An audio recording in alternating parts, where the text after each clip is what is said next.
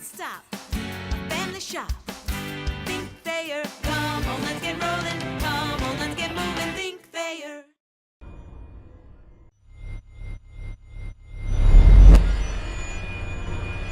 Hello and welcome to Falcon Weekly here on BGSUFalcons.com. I'm Evan Pivnik, joined by the head coach of the Bowling Green Falcons, Chris Bergeron.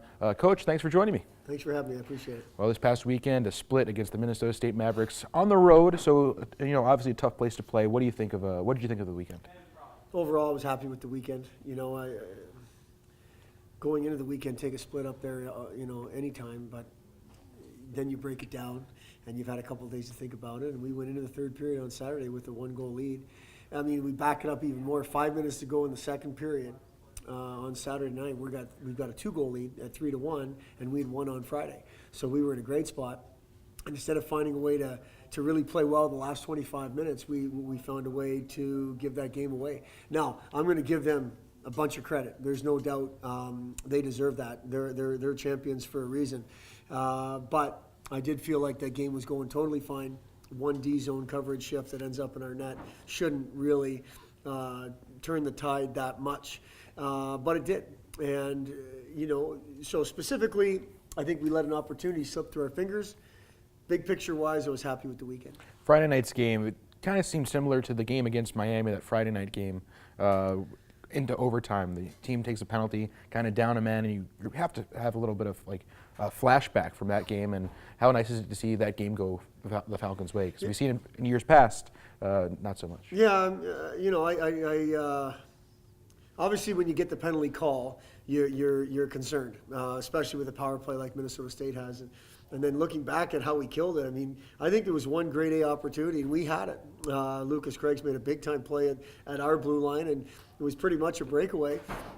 He had Mitchell with him, too, and there was some talk on the bench that he could have passed that puck. But ultimately, I was happy with the way we killed that penalty, and really happy with the execution on the goal we scored to win that game. Do you think about past situations and past situations against Minnesota State? We've been in overtime against them a bunch of times over the 3 years that we've been in the same league together. But this one turned out our way, and we were happy about that. When you look at the score sheet from this past weekend, you've seen something that you haven't really seen in quite a bit of time. All the seniors getting on the score sheet at one point this entire weekend. How nice is it to see the senior class step up? Well, I mean, Sean's been doing it all year long, so you kind of come to expect it. That doesn't mean you take it for granted. For him to have a couple goals like he had on Saturday is huge. And I really like the fact that Kevin scored a couple goals on Friday. We all know, anyone that's followed our team since Kevin's been here, he does score in bunches, and hopefully this is a sign of things to come, that we're in the middle of him scoring in bunches. But there were a couple big-time goals for us on Friday. Merce made a huge play on the winning goal in overtime. And I mean, Matt Polkamp's always around it. He had a goal Friday, and he like Sean, you've kind of come to, over the course of the season. Well, I mean, I guess I shouldn't say it that way. Matt's offensive year hasn't been exactly what he would have wanted, but it was nice to have him contribute. And he always seems to step up when we go back to Minnesota and play in front of his friends and family. So we will go as far as our seniors take us. We've talked about that more than once, and it's nice to see the senior class have a good weekend. What do you think of the goaltending this weekend?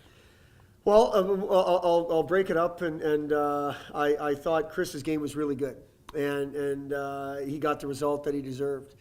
And had Ryan not played as well as he had leading up to that point, we probably would have went with Chris again based on the way he played Friday. But we go with Ryan Saturday because he deserved to go in there, and going in the third period, you've got a 2-goal lead, a 1-goal lead, and we're under that 3 goals allowed mark, which is where we want to be. We believe we're going to win games if we give up less than 3 goals, and you give up 3 in the third, and both goals are just goals, Evan, that just can't go in. They just can't go in the net, and they found their way in the net, and then they scored an empty net. So I think we have to look at Chris's performance as really good with getting a result. And Ryan's performance is not as good. I mean, he made some good saves, but the 2 goals that went in were goals that just can't go in, especially at that time. And we'll continue to evaluate our goaltending based on who we think is going to give us the best opportunity to win games. And that's what we've been basically doing the last 6-7 weeks. That's what we're going to continue to do. How difficult was that decision after Friday night's game, seeing Chris know the way his season has gone? He's played pretty well, but the results really haven't been there win-wise, and for him to get a win and then play Ryan Bednar on Saturday night. I mean, for me, it wasn't difficult at all. I mean, Ryan was 4-1 in his last 5, and you know, Chris is getting the nod because of the equity that he's built up over the course of the last 3 years, not necessarily this year. I think this year has been fine, but no better than that. Now, recently, he's been better.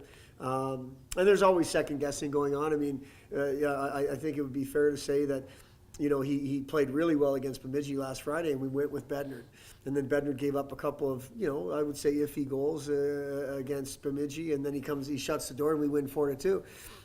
So I think looking at Ryan in the face and saying you're not going to play because of the way Chris played was hard for me, because Ryan deserved to play. And then what you do with the opportunity has nothing to do with me. We give these kids opportunity, and what they do with it is something they have to, you know, they have to wrap their arms around and take ownership of. And they both have and will. But now I think we're in a situation where we're going to say, you know, you may see the same guy in there. If this guy plays well on Friday, you may see the same guy in there Saturday. That's just the way it's going to be.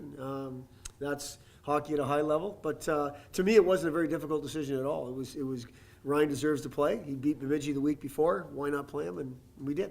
Well, there's 2 road trips here in the second half in the regular season play. One of them's already out of the way. The other one comes up in a couple weeks, but the Falcons are at home this weekend against the Alaska Fairbanks Nanooks. What do you look for Alaska? First of all, I look for a team that's confident and playing well. I mean, they took a bunch of points at Ferris State this past weekend, and we all know how difficult that is.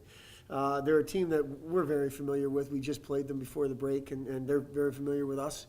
So I'm looking for a very competitive series. They're a team that's just behind us in the standings with a couple games in hand, so they know if they come in here and have a successful weekend, they can close that gap and basically have the upper hand because they've got a couple games less played than we have.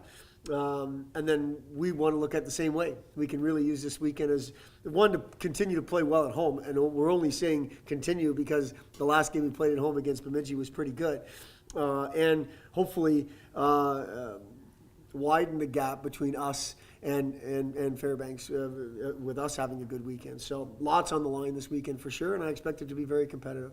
Well, big WCHA weekend this weekend, the Falcons and the Nanooks from the Slater Family Ice Arena Friday night and Saturday night. Coach, appreciate the time, and we'll talk to you next week. Thanks for having me. I appreciate it.